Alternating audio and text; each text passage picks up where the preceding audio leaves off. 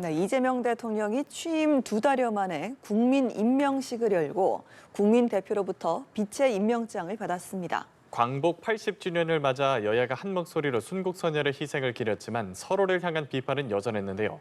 최진 대통령 리더십 연구원 원장, 김종혁 전 국민의힘 최고위원과 함께 자세한 내용 짚어보겠습니다. 두 분 안녕하십니까? 어서 오십시오. 네, 안녕하십니까? 예, 어제 있었던 국민 임명식 이야기부터 좀 하고 넘어가겠습니다. 이재명 대통령, 국민이 주인인 나라를 강조했습니다. 하나된 힘으로 위기를 이겨내자라고 했는데요. 어제 모습 어떻게 보셨습니까? 일단 이재명 정부는 윤석열 정부와는 확실히 다르다. 정권 교체를 했고 권력이 이동하고 있다. 그리고 대한민국이 안정됐다라는 메시지를 국내뿐만 아니라 해외 널리 아마 과시하려고 하는 그런 의도가 있었지 않나 싶습니다. 특히 이제 윤석열 정부 같은 경우는 이제 극우 보수를 중심으로 검찰 독재 정권 뭐 이런 이미지, 부정적인 이미지로부터 크게 이제 탈피해서 온 국민이 함께하는 그런 통합 정부다라는 이제 메시지를 국민들한테 던지고 싶었던 것 같아요. 그래서 이제 주제도 국민이 주인인 나라라는 점을 이제 각별히 거듭 이제 반복했는데 메시지가 아니라 실제로 통합이라는 이런 모습으로 가느냐라는 거는 이제 아직도 별개의 문제고 좀 과제가 많이 남아 있다고 봅니다. 네, 자 어제 빛의 임명식에서 이제 빛이라는 단어를 굉장히 강조를 많이 했단 말이죠. 그러면서 내란 세력으로부터 지켜낸 빛을 또 강조하기도 했는데 이 부분 좀 어떻게 들으셨어요? 저는 뭐 정치에는 이벤트가 필요하다고 생각을 합니다. 그런데 너무 과하다라는 생각을 버릴 수가 없어요. 네. 그러니까 본인들이 빛의 혁명이라고 얘기를 하잖아요. 근데 대통령이 바뀐 건 헌법재판소에서 법적 절차에 의해서 탄핵됐기 때문에 바뀐 겁니다. 시민혁명 통해서 지금 우리가 뭐 프랑스 혁명 하듯이 대통령 바꾼 거 아니지 않습니까? 근데 뭐 빛의 혁명 얘기하는데 아니 그러면 그 이재명 대통령을 지지하지 않는 나머지 분들은 어둠입니까? 그 국민들은 어둠이에요? 자기를 지지하는 사람만 빛입니까?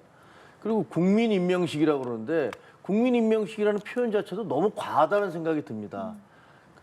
그러면 절반 정도는 대통령 혹은 뭐 한 몇십 프로, 한 30%는 대통령을 지금 현재 지지하지 않을 텐데 그분들은 국민이 아닌 거 아니잖아요.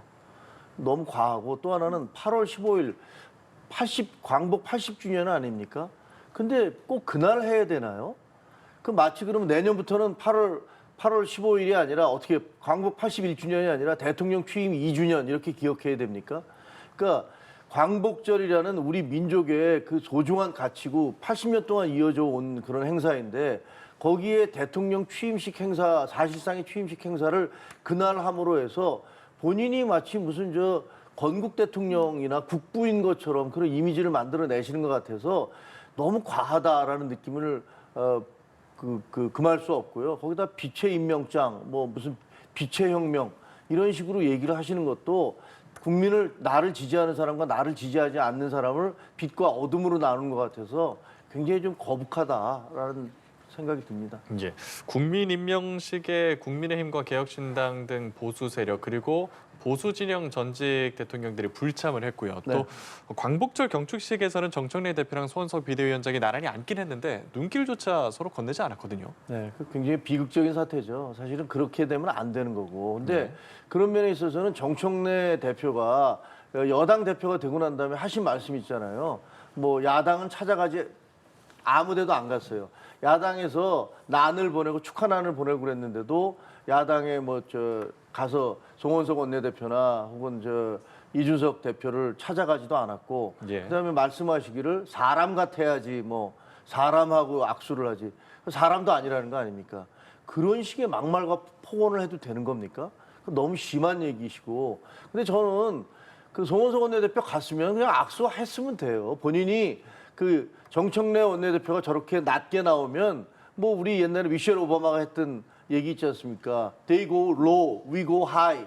그들이 저질로 나올 때 우리는 그냥 품격 있게 가자. 이렇게 얘기했듯이 그냥 악수하자 그랬으면 되는데 뭐 대화도 나도 마찬가지다. 대화도 사람이랑 하는 것이지. 라는 식으로 얘기하면서 양당의 대표가 그렇게 편협한 모습을 보여주는 것. 이것은 국민들에게 어떻게 비춰줄까. 저는 국민들이 상당히 비판적으로 볼 거라고 생각합니다. 예, 전반적인 어제 분위기 원장님 어떻게 보셨습니까? 일단 저는 뭐 80주년 광복 행사하고 국민 뭐 임명식 함께 당연히 했었어야 되나 봅니다. 예산 절감 차원이라든지 국민적인 주목도 차원에서 같이 하는 것이 저는 당연히 더 효과적이라고 보는 거고 저희 행사를 따로 한다고 보십시오. 광복절 80주년 행사했다고 또 국민 그랬다고 그 엄청난 예산 낭비일 뿐더러 오히려 셀프 대관식으로 비난을 받을 수 있다. 어차피 80주년 광복 행사 한 김에 국민 그런 취임식도 함께 하는 건 당연하고 대단히 효율적이었다는 말씀드리고 다만 이제 여야가 그렇게 어떤 적대적 공생도 아니고 적대적 대결 관계가 지속되고 있다는 건 상당히 바람직하지가 않죠, 사실은. 근데 저는 더 걱정이 되는 것이 8월 22일 날 국민의힘 전당대회 이후입니다. 지금도 저렇게 냉랭하고 악수조차도 하지 않는데 지금 얼마 전에 여론조사를 보면 이제 김문수 후보가 지금 국민의힘 대표가 될 가능성이 높지 않습니까? 그렇게 되면 정책래 대 김문수의 대결입니다. 그러니까 강성 대 강성의 대결이 되지 않습니까? 이게 상승작용을 타면 결국은 어떻게 되겠습니까? 이게 자칫하면 이재명 대통령 대 윤석열 대통령 대결 버전 시즌 3로 갈 가능성이 높단 말입니다. 이게 그래서 지금 악수하는 것 정도는 정말 어떻게 보면 애교에 가까운 상황이고 8월 20일 이후가 대단히 걱정된다는 예. 말씀을 일단 드립니다. 특히 국민의힘에 조만간 출범하게 된 친윤 강성의 핵심의 지도부 지금 당 3역도 전부 친윤입니다. 그다음에 최고위원들이 한 지도부도 9명도 전부 친윤계로 치워질 가능성이 높습니다. 그러면 완전히 윤 어게인이 제대로 이루어지는 겁니다, 이게. 이렇게 되면은 여야 관계 책임을 예. 과연 정청래나 민주당에 돌릴 수 있겠습니까? 저는 다시 그때는 또다시 여론의 화살, 비난의 질타의 방향은 다시 국민의힘에게 다시 쏠릴 가능성이 매우 높다고 저는 보죠. 네, 국회 이야기 조금 이따가 짚어보도록 하고요. 어제가 또 이제 광복절이었기 때문에 한일 관계 이야기를 잠깐 좀 여쭤보고 넘어가도록 하겠습니다. 어제 이시바 총리가 이제 13년 만에 일본 총리로서는 반성이라는 발언을 하기도 했고, 좀 최근에 있었던 여론조사 일본에 대한 호감도가 38%로 좀 높게 나타나기도 했습니다. 다음 주에 있을 한일 정상회담을 앞두고 있는데 앞으로의 한일 관계는 좀 어떻게 전망을 하시는지 두 분께 듣겠습니다. 김정일 최고위원님. 저는 그 한일 관계를 가장 잘하신 분은 김대중 대통령이라고 생각을 해요. 김대중 대통령은 일본에 가서 그 연설도 하고 국회에서 의회에서 연설도 하고 또 일본 문화를 개방을 할 때 수많은 사람들이 반대했거든요. 외색 문화가 들어와서 우리나라가 막 외색 천지가 될 거다라고 얘기했는데 실제로 일본 문화를 개방을 하고 우리 문화가 일본으로 들어가면서 겨울 연가를 비롯해서 한류가 그때 처음부터 시작됐던 거거든요. 그게 이제 일본부터 시작해서 전 세계로 퍼져갔던 거예요. 김대중 대통령이 굉장히 잘하셨어요. 그런데 그것을 아주 엉망으로 망쳐놓은 분이 문재인 대통령이에요. 그리고 이번에 사면된 조국 그때 민정수석 죽창가를 부르고 무슨 뭐 이순신의 12척을 얘기하면서 일본 불매운동에 참가하지 않는 사람들은 이건 토착 왜구다 라면서 자기 국민을 그렇게 갈라치게 하셨거든요. 마치 이번에 무슨 비세 국민과 어둠의 국민이 있는 것처럼 얘기하시는 것과 비슷한 식으로 갈라치기를 했어요. 그건 굉장히 잘못된 겁니다. 근데 지금 보면 이재명 대통령이 그 트럼프 대통령을 만나기 전에 이시바 총리를 만나겠다고 하는 것들은 어떻게 보면 상당한 결단을 내린 거라고 생각을 해요. 그리고 한일 관계는 지금 남북 관계라든가 혹은 한중 관계라든가 이런 것들을 고려를 해볼 때라도 우리가 한미일의 어떤 협조 관계를 강화하는 것이 마땅하다고 생각을 해요. 그리고 지금 현재 국민들 사이에서도 일본 여행 붐이 일고 있잖아요. 그러니까 과거처럼 이게 오늘 그 광복 80주년이 지났는데 과거에 대해서 분명한 잘잘못은 가려야 되지만 그러나 과거에 얽매여서 미래를 다 망가뜨릴 수는 없다. 그런 측면에서 이재명 대통령의 행보는 잘 되고 있다. 잘하고 있는 것이다라고 생각을 합니다. 네, 이 대통령 어제도 과거를 직시하되 미래로 나아가자라는 이야기를 하기도 했고요. 지금 네. 실리 외교를 앞세우고 있는데 이재명 정부의 한일 관계 어떻게 전망을 하시는지요? 그러니까 당연히 뭐 동의합니다. 방금 말씀 잘 가고 있는 건데요. 이게 지금 과거에는 한일 관계 문제가 약간 선택 의 문제였다면 지금 필수의 문제입니다. 예. 과거 이제 문재인 정부라는 이때는 경제 문화적 측면에서 한일 관계에 많이 개선의 어떤 필요성이 대두가 됐었거든요. 근데 지금 이재명 정부 들어서면서는 이게 외교 안보적 측면에서의 한일 관계이기 때문에 거의 선택의 여지가 없습니다. 지금 언론에 나오고 있는 얘기가 뭐냐면 미국 없는 한일 관계, 외교 동맹, 협력 관계 이런 얘기들이 나오고 있거든요. 지금 어떻게 전에는 한미일 뭐 외교 협력 관계다, 뭐 삼각 뭐 동맹 체제, 협력 체제 이랬는데 지금 미국이 빠져버렸단 말입니다. 이렇게 되면 지금 북한이라든지 중국이나 러시아가 우리 한반도의 적대적인 관계를 표시할 때 우리는 누구하고 협력을 해야 되는 겁니까? 미국이 빠져 있으면 일본밖에 없는 겁니다. 그래서 우리는 문화 경제적인 거 떠나서 그건 물론 포함해서 외교 안보적 차원에서 더욱더 한일 관계를 가깝게 협력 관계 이상의 긴밀한 어떤 동맹의 보험 관계를 맺어야 된다라는 것이 시대적 과제인데 이 시대적 흐름에 이재명 대통령이 제대로 이렇게 잘 편성하고 있고 잘 가고 있다고 저는 봅니다. 앞으로 더 한일 관계 더 좀 개선되고 확산됐으면 좋겠다는 바람입니다. 알겠습니다. 이런 한편 광복절 특별 사면으로 조국 전 대표가 석방이 됐습니다. 아까도 잠깐 짚어주셨는데 뭐 여야 입장차가 있었습니다만 일단은 석방이 됐고 그래서 향후 정치 행보가 어떻게 흘러갈까 이 부분에 관심이 쏠리고 있거든요. 그 이제 조국 대표가 어떤 식으로 갈지 아마 뭐 전당대회 곧 한다는 거잖아요. 예. 근데 조국 혁신당 같은 경우는 어떻게 보면 사당이에요. 저희가 기준으로 보면 아니 구속이 돼서 감옥에 들어가 있는데도 전당대회도 안 했잖아요. 그러면서 당대표 그냥 비워놨어요. 그게 정상적인 당이라고 얘기하기는 쉽지 않다고 봅니다. 근데 다시 돌아왔어요. 그래서 1인 정당처럼 돼 있는데 그 조국 혁신당 대표인 조국 씨가 앞으로 어떤 식으로 나올지 민주당과 어떤 협조 관계를 맺을 것인가. 뭐 협조 관계를 하겠죠. 하지만 본인의 파일을 키울 거예요. 본인의 영향력을 최대한 키울 겁니다.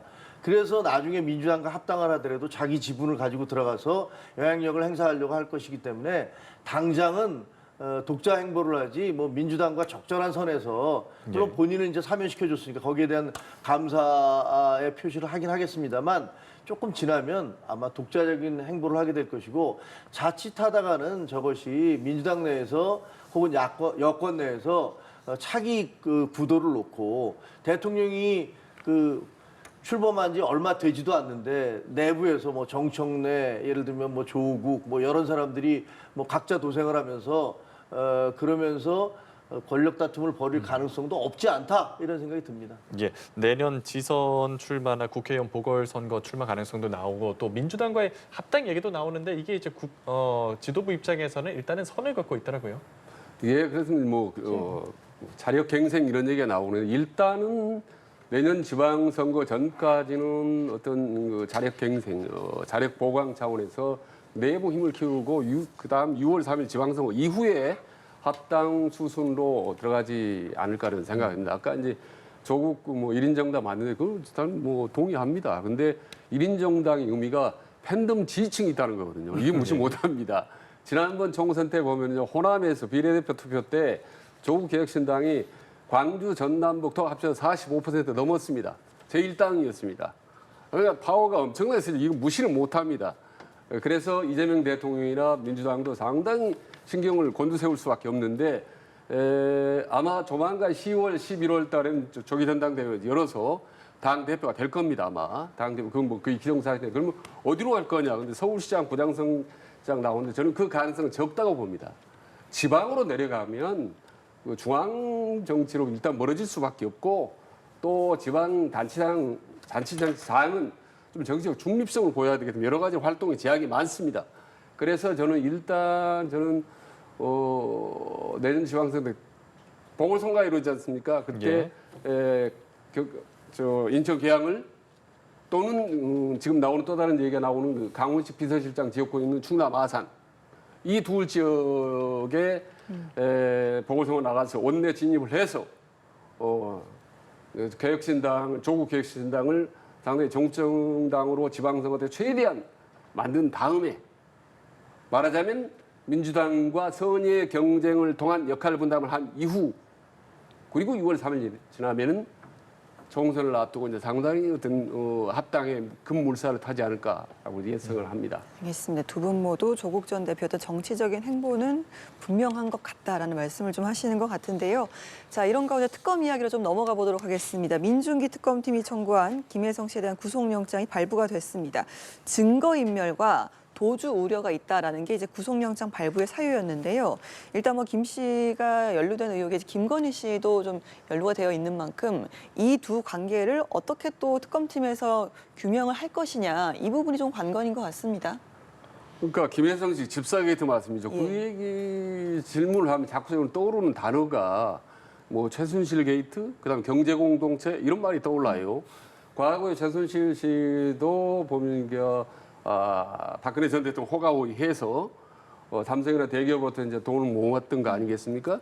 지금 이게 좀 약간 유사할 수 있어. 김혜성 씨 같은 경우도 자기 회사 통해서 여러 가지 기업 뭐 165억인가를 뭐 대기업으로부터 협찬 받아서 그 중에 뭐 46억인가를 뭐 횡령하고 뭐 이런 혐의를 좀 받고 있거든요. 그래서 특검이 마치 최순실 게이트와 똑같이 비슷하게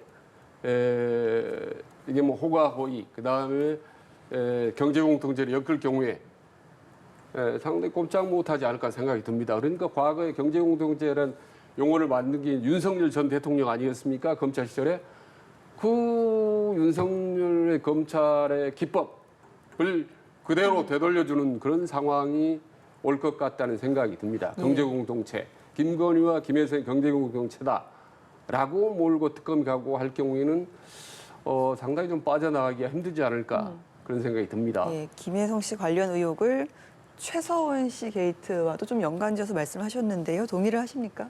그렇게 가기는 쉽지는 않을 겁니다. 왜냐하면 이제 그 박근혜 전 대통령 같은 경우는 경제 생활을 전혀 안 한 사람이고 그래서 모든 것을 그 최순실 씨한테 맡겨서 예를 들면 옷을 산다라든가 뭐 속옷 사는 것도 다 가서 사왔다는 거 아니에요. 뭐 본인이 여성이고 그러니까 가족도 없고 그래서 모든 것을 전적으로 최순실에게 의존을 했다. 금전적인 것도 역시 마찬가지고 그래서 최순실 씨가 받았던 어떤 그 금전적인 기업들로부터 받았던 것은 결국 경제 공동체로서 박근혜 전 대통령을 보고한 게 아니냐 뭐 이런 얘기잖아요. 근데 저 김혜성 씨는 완전히 다른 케이스죠.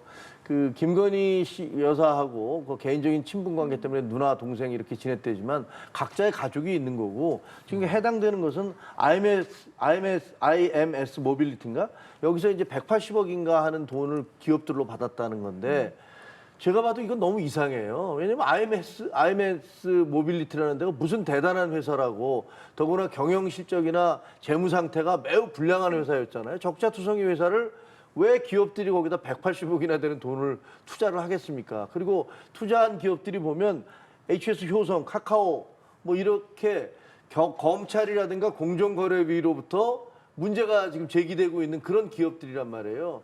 그러니까 결국은 이 사람을 통해서 김건희 여사를 보고서 투자한 게 아니냐, 돈을 준 거 아니냐, 그러니까 봐달라고 포괄적 의미의 뇌물죄를 뭐 그게 이렇게 공무원이 아니니까 뇌물은 아닙니다만 이런 식으로 그 사람을 보고서 돈을 준 게 아니냐라는 의혹을 살 수가 있죠. 그래서 만약에 그게 사실이라면 이건 단순히 무슨 개인의 비리라기보다는 당연히 김건희 씨하고 연관이 됐다는 그런 비난이 쏟아질 것이고 액수도 180억이나 되기 때문에 적지 않아서 뭐 특검이 어디까지 수사를 하는지 좀 지켜봐야 되겠습니다. 이게 특검 수사가 국민의힘 당사 압수수색으로까지 확대가 되면서 재집행 가능성을 두고는 이거 아예 정치 탄압이지 않냐 이런 반발까지 나오고 있거든요.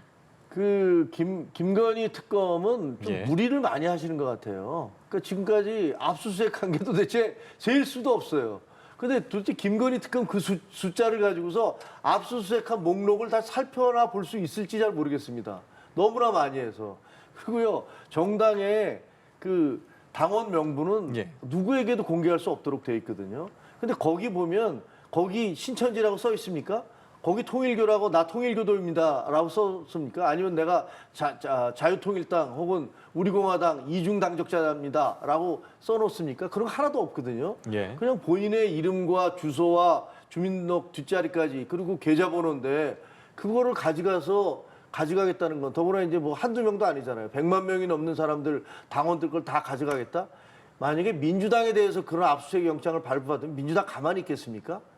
그건 말이 안 되는 얘기를 하는 것 같아요. 만약에 진짜로 통일교가 그 권성동 씨에게 무슨 거래가 있어서 그때 그 대가로 가입한 게 아니냐라고 얘기하면 그러면 그 명단을 가지고서 이런 자기들이 확보한 명단이 거기 있는지 대조해 달라라고 당에다 요구를 하면 되는 거잖아요. 그래서 예를 들면 그 부분에 해당되는 것만 제출을 받든가 하면 되는데 전 당원을 상대로 해서 압수수색을 한다? 이거 월권이라고 저는 생각해요. 예, 국민의힘 내부에서는 강경 대응을 예고를 했는데 이 당사 압수수색 부분은 어떻게 좀 흘러갈 거라고 보십니까? 일단 종론적으로 특검이 어떤 사태를 신속하게 파악하기 위해서 전방위 압수수색을 하고 속전속결로 속도를 낸다라는 건 지금 상황에서 뭐 불가피한 측면이 있습니다, 사실은. 그러나 특검이 아무리 이 압수수색을 전방위로 빠르게 하더라도 상당히 신중을 기해야 될 두 집단이 있습니다. 과거에 보면 하나는 종교 집단이고 하나는 이제 정당입니다. 당사. 과거에 김대중 정부 때나 이때도 이제 검찰이나 경찰이 정당이 압수수색할 때 제가 생생히 현장에서 지켜봤고 예. 또 우리 김정은 위원님도 기자였으니까 지켜봤겠지만은 대부분 역풍이 나옵니다. 상당히 신중을 기해야 됩니다. 정당 같은 경우는. 근데 이번 같은 경우에 과연 정당이 압수수색을 했으면 이후에 확실한 증거를 입수하지 않으면 그게 가지고 후폭풍은 상당히 만만치 않을 겁니다, 사실은. 지금 당장 보십시오. 국민의힘이 말이에요. 찬탄, 반탄만 갈라져 싸우는데 지금 하나로 똘똘 뭉쳐서 지금 특검에 지금 비판적인 목소리를 내고 있지 않습니까? 저런 부분을 종합적으로 판단을 해야 됩니다, 사실은. 그러니까 특검은 정치적인 판단을 해서는 안 되고 정무적인 판단을 해야 되는 겁니다. 정무적인 판단. 종합적인 상황을 봐야 되고 민심도 봐야 되고 종합적인 고려는 그게 특검은 검찰하고 다른 점 아닙니까? 검찰은 그냥 냅다 들이게 가면 되지만은 특검은 이런 민심도 봐야 되기 때문에 특히 정당, 당사 또 거기다가 이제 제1야당 아니겠습니까? 거대 의석을 진 압수수색을 할 때는 상당히 신중을 기해야 된다. 그리고 이후로도 압수수색은 필요하나 너무 빈발하게 되면 나중에는 그 실효성이 떨어질 수가 있습니다. 그게 여실히 보이는 게 윤석열 정부 아니었습니까? 조국이나 털털 털어낸다고 보니까 나중에는 국민들이 압수수색에도 별로 감각이 없어지는 겁니다.